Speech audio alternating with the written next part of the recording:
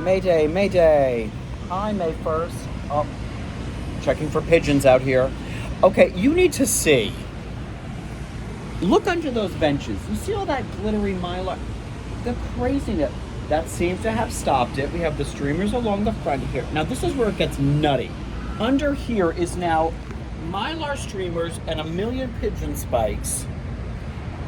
It's like a fabulous prison camp under there. Because there had been one, I'm not even sure if it was a bird or a rhinoceros, that was getting under there still, even with those streamers, and like, I'm just gonna blow this up. And I mean blow it up. So now we have spikes. Those fucking spike things, it's a strip of metal and then a million little prongs you have to stick in every fucking one of them. That was fun, but it's done. I don't know what comes next. Oh, we also have streamers under here because someone's like, I can walk under there and shit, can I? So, I will win. Anyways, what else is going on? It's May 1st. My favorite is always to do Jennifer. Everybody does like, what is it, Bieber? You're going to love May. Or it's going to be May. Yeah. I always do Jennifer Holiday in Dreamgirls. You're going to love May. And I'm telling you, I'm not going. Look it up. Oh, the other tool we always have at our side is the water pistol. Come on, I dare you. Come for me. Come near me. What other news? The award season is up and at 'em. Everything's been announced. Monday was the drama Desks. Back to the Future was completely ignored, which is not even a little bit of a surprise to me.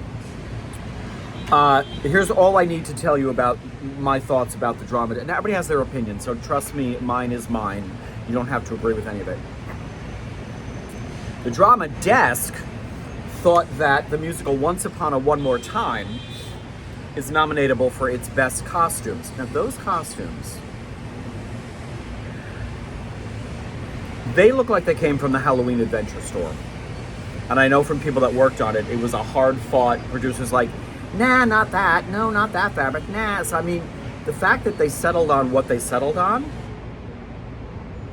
in what was actually a lot of fun as a musical, but not a huge Broadway spectacular that was going to run in the massive Marriott Marquis Hotel. And unfortunately, the Britney Spears songs in Once Upon a One More Time, which could have been clever and fun, lasted, I don't even think it was 3 months, with some very good performances and a lot of fun, but those clothes were busted. I'm sorry, busted. Nominated as best costumes. Now here's the thing. Again, my opinion. I think Back to the Future knows what it is. It is a movie, a beloved movie made into a musical put on the stage. Very, very accurately and lovingly.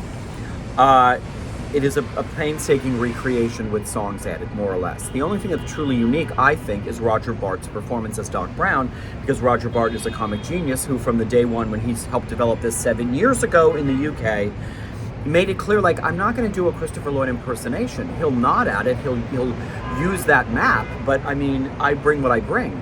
And as a result, we have this wonderful performance from him. And everybody else's, it's not that anybody else's work is not wonderful.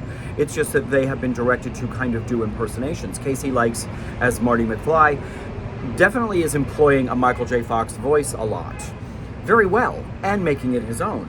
But it is following a definite, expected blueprint.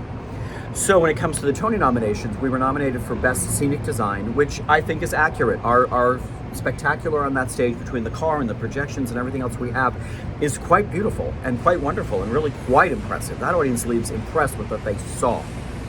The only other nomination we got was, drumroll please, Roger Bart, Best Featured Actor in a Musical. I only dress Tony nominees, darlings. Well deserved. I think well deserved. In a category opposite Daniel Radcliffe in Merrily We Roll Along, the Tonys love to give it to Hollywood people. And I understand Daniel's performance is astoundingly wonderful. So I don't think Roger thinks for a second he's winning. He already has one Tony Award anyway. So I don't think it's any big pressure thing, and it's just a lovely thing.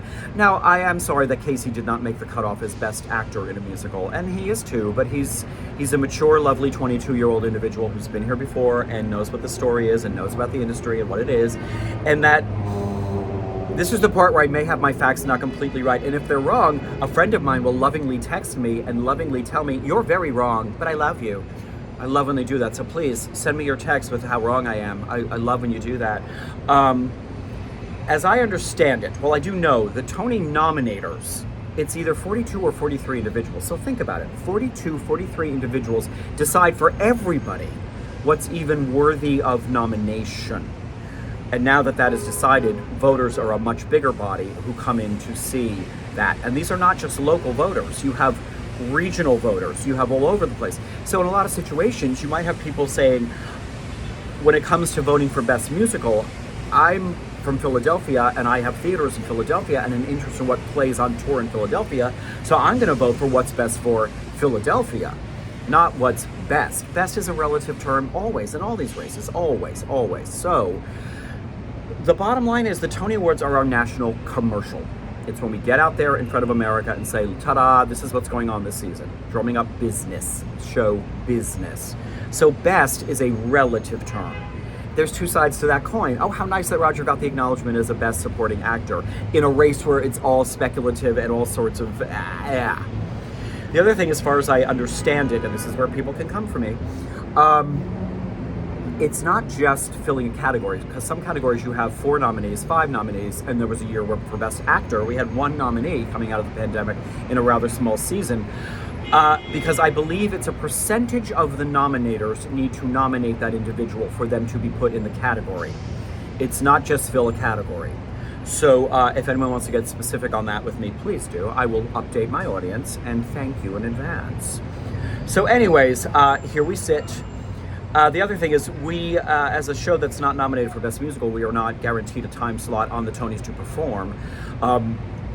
I do believe there are ways that you can pay to be on it anyway. Jersey Boys won Best Musical, performed the year that they were nominated and won. And to my memory, came back at least 2 more times on next broadcast to do another number, which is they paid to get on there. We might, our producers and team might choose to do that. We'll see. I know Roger's like, oh, I don't want to do that. I just want to sit in the audience and not have to think about the pressure of performing on national television on the night of the award.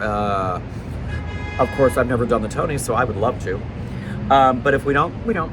It's really all good. So anyways, that's the update. Oh, the only other thing, this is hilarious. The day before the nominations came out, on Monday, Variety, the paper Variety, was speculating on who could be nominated and who might and who might go in what category. And they completely were like, and also, might happen that, Ricky Bart might get nominated for Back to the Future. The man's name is Roger Bart. Ricky Bart. He circled that and sent it to me and the whole theater yesterday. We have laminated signs on everyone's dressing room door of whose room it is. They laminated a new sign that says Ricky Bart, and now his name in the theater is Ricky Bart. And when he sent that to me, I was like, Ricky Bart, that bitch owes me money. That bitch burned down my chicken coop and stole my Buick. So let's hear it for Ricky Bart. Hope he wins. All right, and I hope I win this pigeon battle. And that wraps it up full circle, and let's go. 2-show day, May 1st. Bye.